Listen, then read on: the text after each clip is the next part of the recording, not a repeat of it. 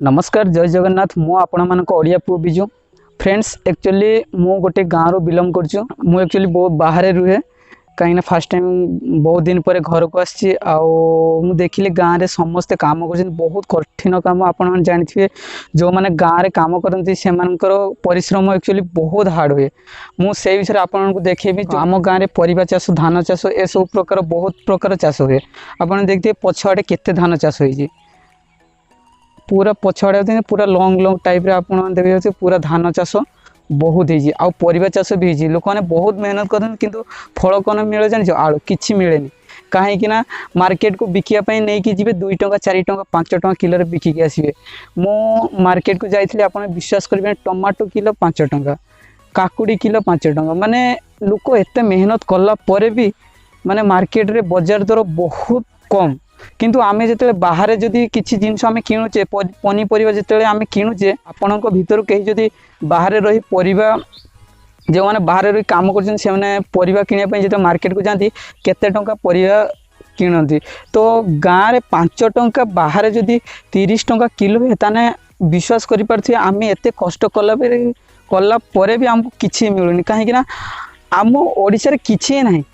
जदि आम एत मेहनत करी आप विश्वास करें वर्षा हो केते पवन हो गछपत्र भांगी जाऊँ सार दवा पाख स्टार्टिंग करके आउ जिते सब रहा कूड़ा कुड़ी मजूरी से लगे चाष करिया बहुत मुश्किल हुए किंतु पैसा देखला बहुत कम मिले कहीं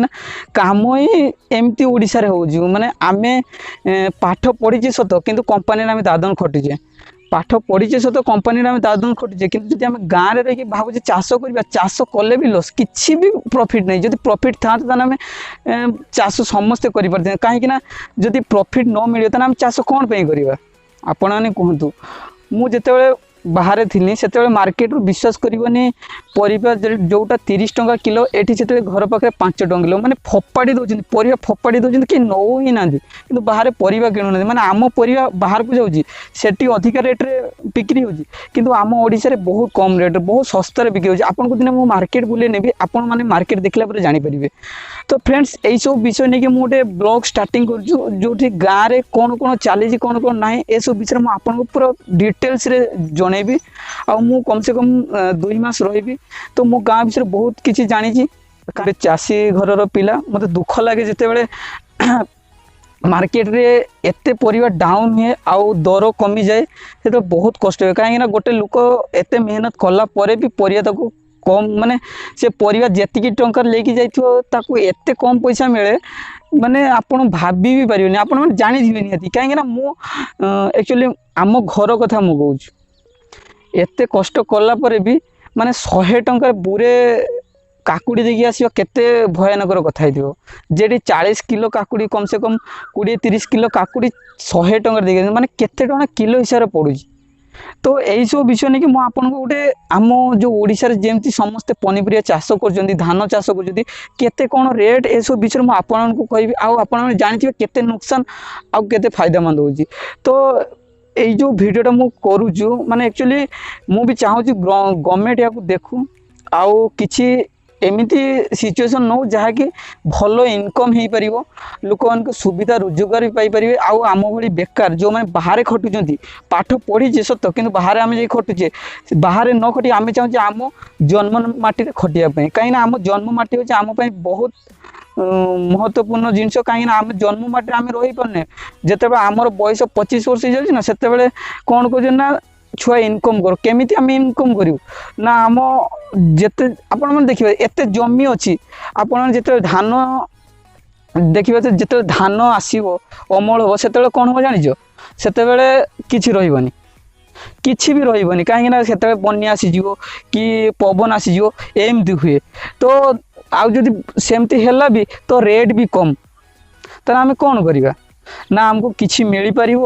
रोजगार ना आम किसी देखिपर तो यही सब वीडियो नहीं कि मुझे आपण टोटाल गोटे ब्लॉगिंग टाइप रे आपको देखेबी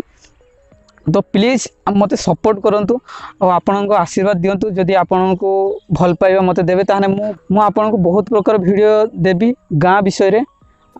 मु भी चाहूँ आपण मैंने यहाँ शेयर करूँ समस्त गति पहुँचू और आम जो बेकार युवक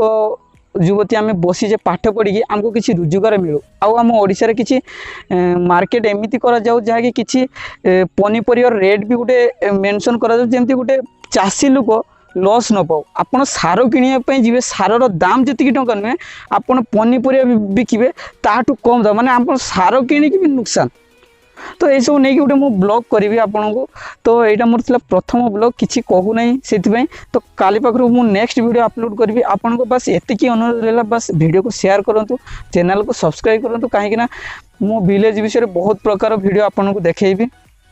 देखिपे केते मैदान पड़ी एत पछआड़े आप देखिपे ना केते बिल सब धान चाष हो किछि दिन जीव पुणी से धान चाष कौन हो ना धान माने फसल फाटी जो पानी जमा हो तो से विषय में नहीं मुझे वीडियो आपको दूसरी बस आपको जो भल लगे तो लाइक शेयर कमेंट करेंगे मुझे चाहूँगी गोटे ओडिया पुओ को सपोर्ट करूँ बहुत प्रकार वीडियो आपको देखी आ गाँ विषय टोटाल वीडियो मुझे देवी मुझे आशा करुँच वीडियोटी भल लगे जदि भल लगे तो लाइक शेयर कमेंट करेंगे जमार भूलें जय जगन्नाथ जय हिंद।